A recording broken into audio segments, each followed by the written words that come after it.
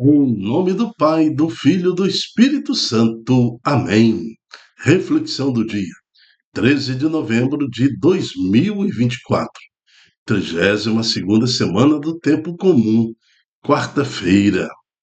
Santo do dia, Santo Abão de Fleury, um abade acadêmico, século X, Inglaterra.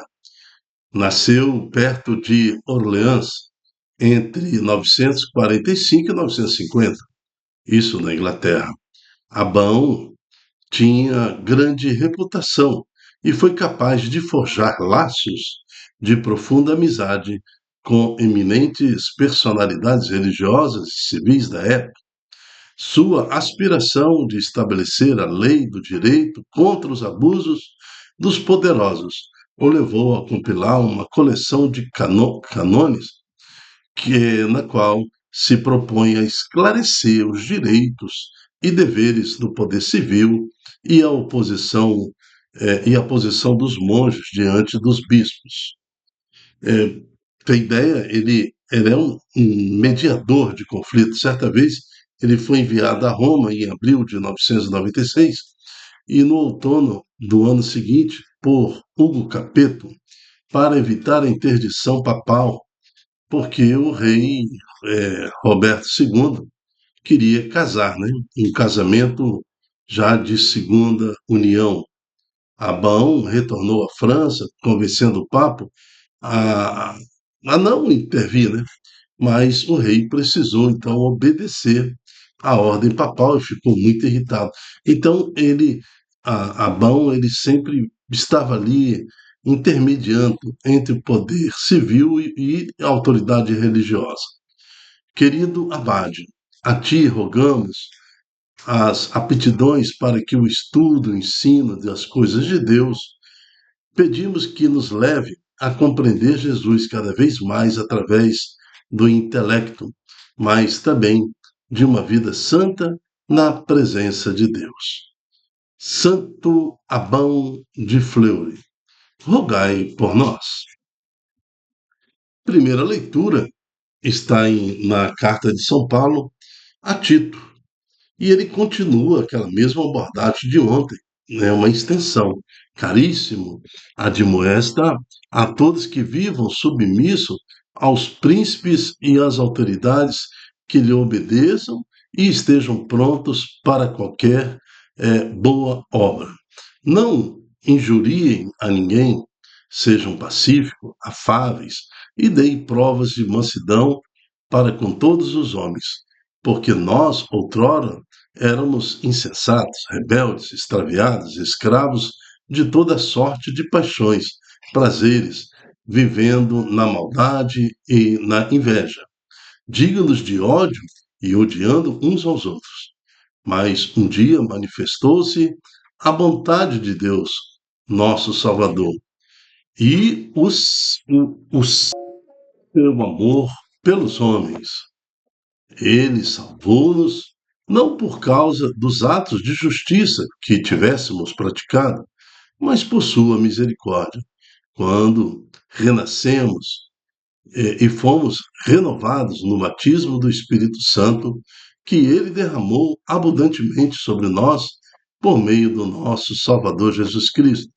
Justificados assim pela sua graça, nos tornamos, na esperança, herdeiros da vida eterna. Palavra do Senhor. Graças a Deus. Perceba que no versículo 3 da palavra de hoje e o versículo 4 imediatamente já revela a mudança interior que o Senhor nos exige, porque nós, outrora, éramos insensatos, rebeldes, extraviados, escravos de toda sorte de paixão e prazeres, vivendo na maldade e na inveja, digno de ódio e odiando uns aos outros. Olha só o versículo 4. Mas um dia manifestou-se a bondade de Deus, nosso Senhor, e o seu amor pelos homens. Então, é nessa manifestação de Deus, no amor de Deus, que há a transformação espiritual e que nos torna pessoas diferentes. Porque éramos insensatos, escravos de todo o mal, tira Deus da nossa vida, o que sobra é um homem e uma mulher escrava de paixões, escravos de bebedeira, de maldade, de inveja, de ódio, de toda a forma. É um homem agressivo, assaltos, roubos, assassinatos. É isso que vai sobrar para a gente. Coloca Deus agora nessa mesma pessoa. Coloca Deus nessa mesma pessoa. O que nós vamos ter então?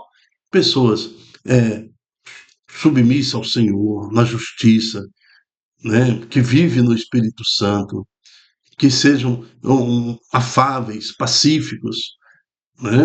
Ao contrário, é, com sensatez, né? Agora, isso tudo é porque Deus se manifestou na nossa vida.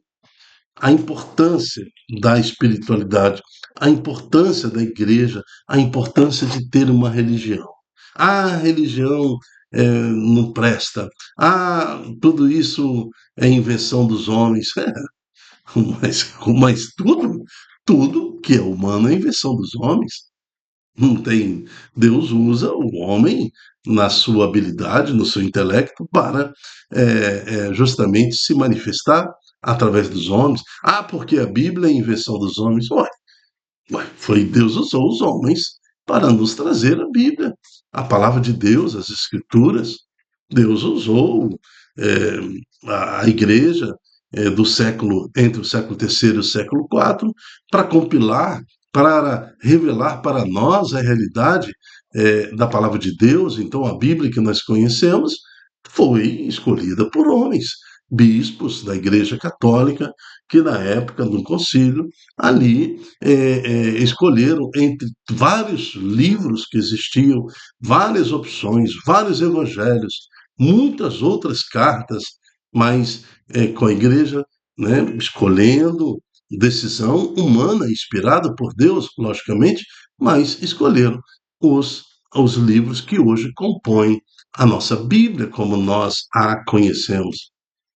Então, nós estamos vendo aí a manifestação de Deus, tá vendo? Como é que Deus tira pessoas do pecado e depois as transforma em santos. Olha o que aconteceu ali com aquele que era crucificado ao lado de Jesus, o ladrão. É ladrão? Se ele era ladrão, ele era uma pessoa é, que vivia também insensato e era rebelde, extraviado, escravo de toda sorte, paixão, prazeres, vivendo da maldade é, e de inveja, digno de ódio, odiando outras pessoas. Aquele homem que estava ao lado de Jesus, que a tradição fala que é São Dimas, mas aquele ladrão que prejudicava pessoas, talvez tenha é, até matado, não sei. A história do ladrão nós não conhecemos. Então fica na imaginação de cada um. Mas ali ao lado de Jesus ele se arrepende.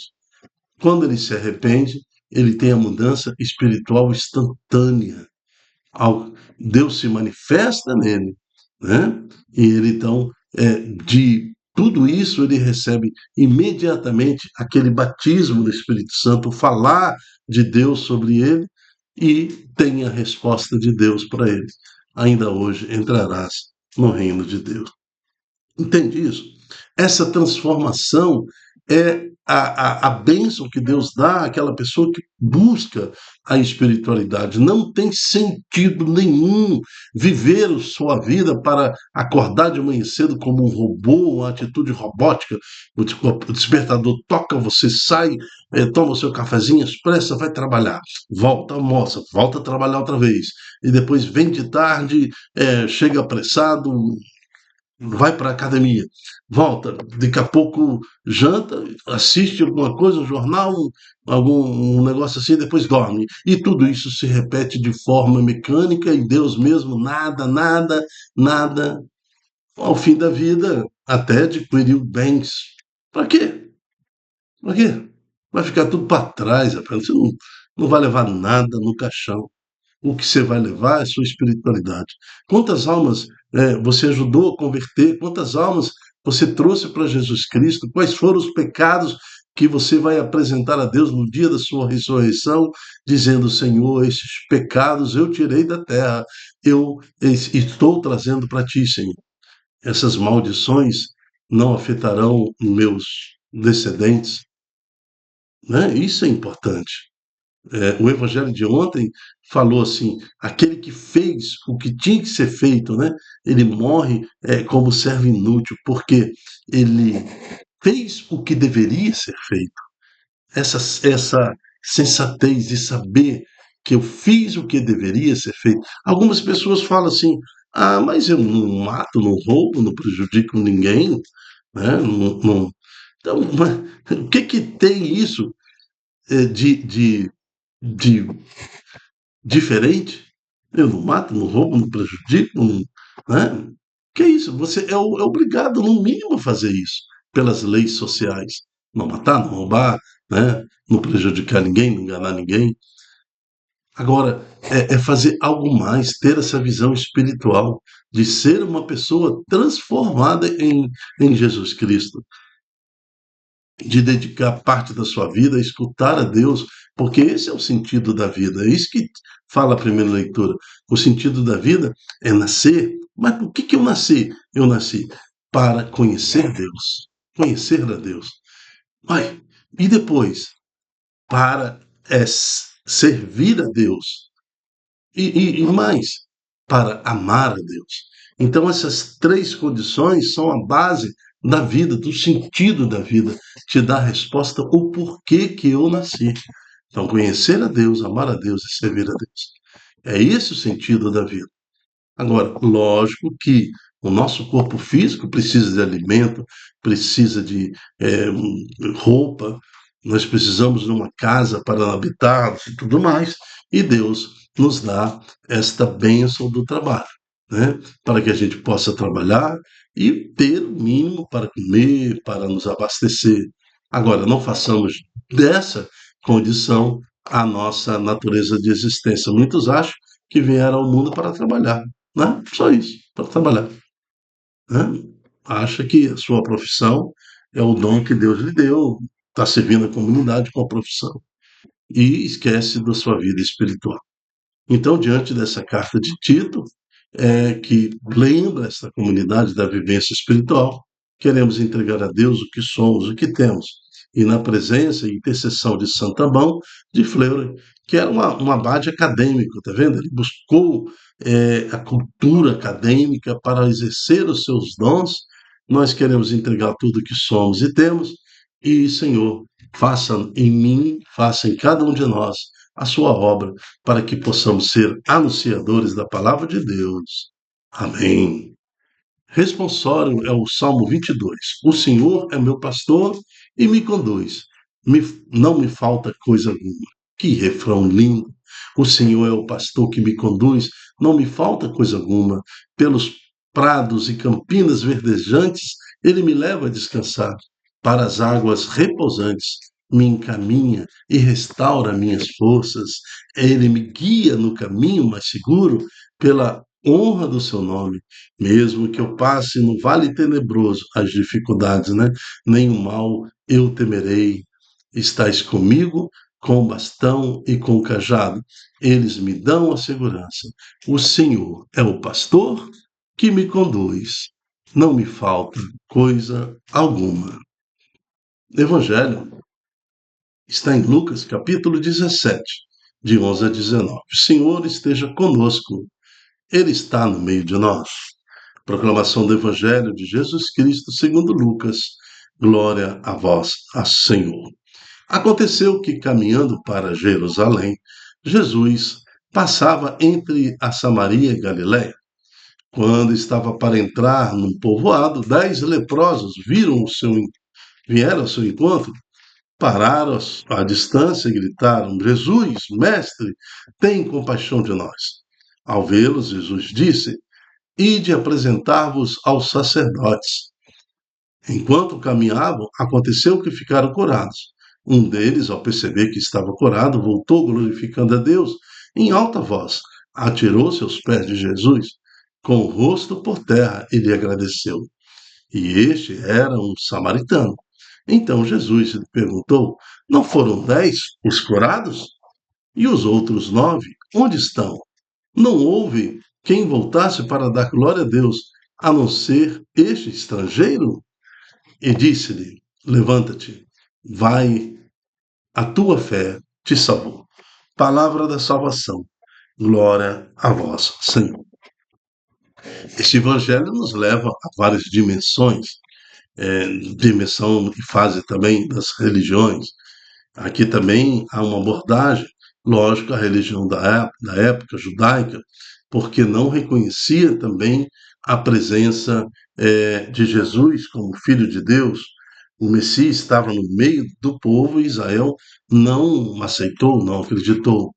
Não eram 10 os curados, porque só esse estrangeiro voltou, né, para louvar a Deus.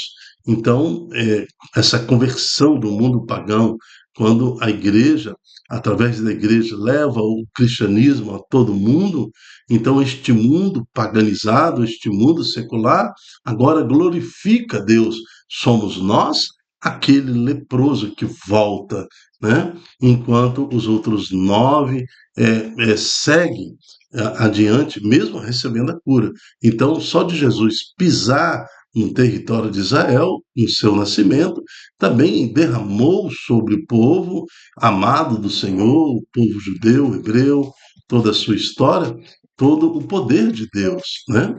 Mas o estrangeiro é que volta para glorificar, e é o que está acontecendo neste século presente. Lógico que muitos daqueles outros que não voltaram, que continuaram, seguiram, apesar de ter recebido a cura, hoje também estão reconhecendo. Então, nós estamos vendo muitos judeus cristãos. Tudo isso está acontecendo, esse fenômeno está acontecendo neste século. Então, o Evangelho de hoje nos traz também esta realidade. Mas também nos traz que Jesus entra no povoado. Apresentam-se para ele 10 leprosos que gritam à distância, porque tem ordem, né? Eles não podem chegar, aproximar-se de ninguém. E à distância também Jesus grita, né? Ide apresentar-vos ao sacerdote. Isso porque eles pediram: Senhor Jesus, cura nós, tem compaixão de nós. Agora eu quero chamar a atenção à fé desses homens. Eles se voltaram porque Jesus falou assim, ó, vai, ide, apresenta-vos aos sacerdotes, porque a fé, porque vocês já estão curados. Mas naquele momento eles estavam olhando para as suas peles, todas cheias de ferida, tudo. Mesmo assim, eles, depois de discutir um pouco entre eles, decidiram cumprir o que Jesus mandou fazer e voltando, se dando as costas para Jesus, e voltaram para se apresentar aos sacerdotes. Enquanto caminhavam, olha que fé desses homens, todas as suas feridas foram saradas, a saúde renovada, né? E aconteceu que um deles, percebendo que foi curado, volta. Então, e aquele era o samaritano, era justamente um pagão, era justamente inimigo de Israel, né? Que acaba por agradecer a Deus. Mas Jesus pergunta: não foram 10 os curados? E os outros 9, né? Onde estão?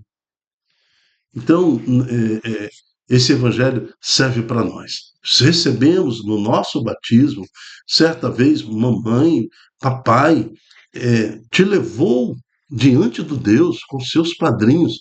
A igreja ungiu a sua testa. Você era pequenininho, recebeu a água do batismo, você recebeu toda a libertação espiritual. Você, quando era leproso, quando era cheio e o pecado te dominava, a igreja, os seus pais, os seus padrinhos foram te libertar. Agora você foi crescendo e aos poucos está dando as costas para Jesus, recebendo mesmo assim a graça da cura, da libertação, recebendo assim a graça de possuir em si o Espírito Santo que lhe foi concedido no dia do seu batismo. Alguns vão lá, ainda confirmam no crisma, ainda confirmam na primeira Eucaristia, mas mesmo assim continuam dando as costas para Jesus, não aceitando, né? Mesma coisa que fizeram ali os judeus na época de Jesus, quando Israel, o próprio Deus pisa aquele solo, mas eles também dão as costas para Jesus. Agora é tempo de voltar, irmão. Agora é tempo de voltar, irmão. Assumir o que você é. né? Olha seu corpo, a sua alma, seu espírito, toda maculada pelo pecado deste mundo. É hora de assumir que Jesus te curou, te dá a cura.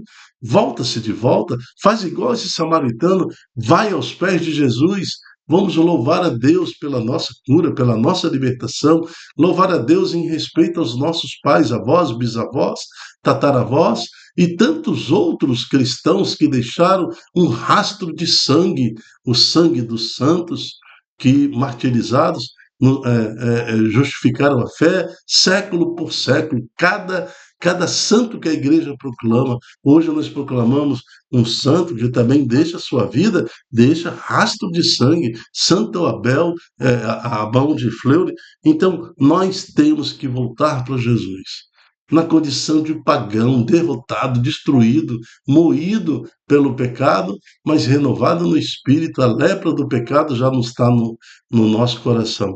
E aos pés de Jesus, louvar e bendizer ao Senhor. Mas não eram 10 os curados? E os outros 9, onde estão? Jesus ali passa uma mensagem para aquele que voltou, né? Vai, resgata os outros 9. Me traz também os outros 9. Essa é a nossa missão.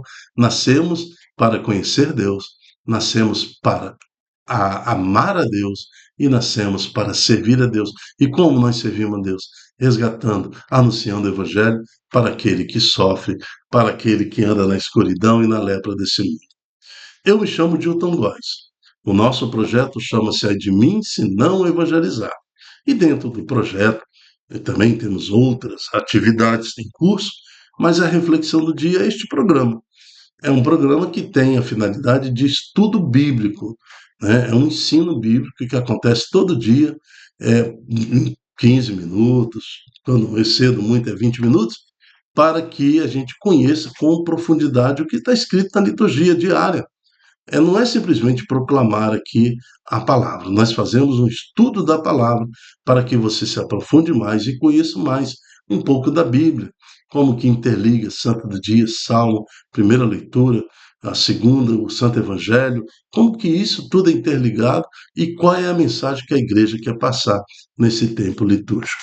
Quero convidar você a dar um joinha lá no YouTube, se inscrever se você não está inscrito no canal, e também nos ajude multiplicando nas suas redes sociais, WhatsApp, Facebook, esta palavra de consolo, essa palavra que anima a nossa alma nas primeiras horas da manhã. Até a próxima, se Deus quiser. Tchau, tchau.